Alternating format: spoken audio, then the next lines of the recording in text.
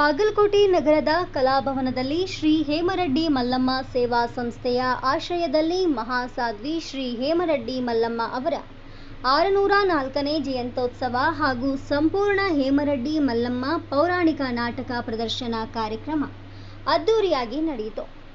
ಬಾಗಲಕೋಟೆಯ ಕಲಾಭವನದಲ್ಲಿ ನಡೆದ ಈ ಕಾರ್ಯಕ್ರಮಕ್ಕೆ ವಿವಿಧ ಕ್ಷೇತ್ರಗಳ ಗಣ್ಯರು ಆಗಮಿಸಿ ಜ್ಯೋತಿ ಬೆಳಗಿಸುವುದರ ಮೂಲಕ ಚಾಲನೆ ನೀಡಿ ಶ್ರೀ ಹೇಮರೆಡ್ಡಿ ಮಲ್ಲಮ್ಮ ಅವರ ಆದರ್ಶ ಜೀವನ ಹಾಗೂ ಸಮಾಜಕ್ಕೆ ನೀಡಿದ ಸಂದೇಶಗಳನ್ನು ಸ್ಮರಿಸಿದರು.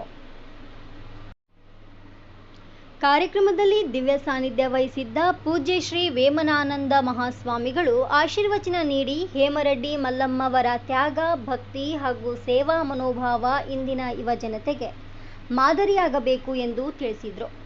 ಈ ಸಂದರ್ಭದಲ್ಲಿ ಪಿಸಿ ಗದ್ದಿಗೌಡ್, ಬಾಗಲಕೋಟ ಸಂಸದರು, ರಾಜ್ಯಸಭಾ ಸದಸ್ಯರಾದ ಶ್ರೀ ನಾರಾಯಣ ಸಾ ಭಾಂಗಡೆ, ವಿಧಾನ ಪರಿಷತ್ ಸದಸ್ಯರಾದ ಶ್ರೀ ಪಿಎಚ್ ಪೂಜಾರ್, ಮಾಜಿ ಶಾಸಕರಾದ ಶ್ರೀಮತಿ ಸೌಮ್ಯಾ ರೆಡ್ಡಿ ಸೇರಿದಂತೆ ಹಲವಾರು ಗಣ್ಯರು ಭಾಗವಹಿಸಿ ತಮ್ಮ ಅಭಿಪ್ರಾಯಗಳನ್ನು ಹಂಚಿಕೊಂಡರು.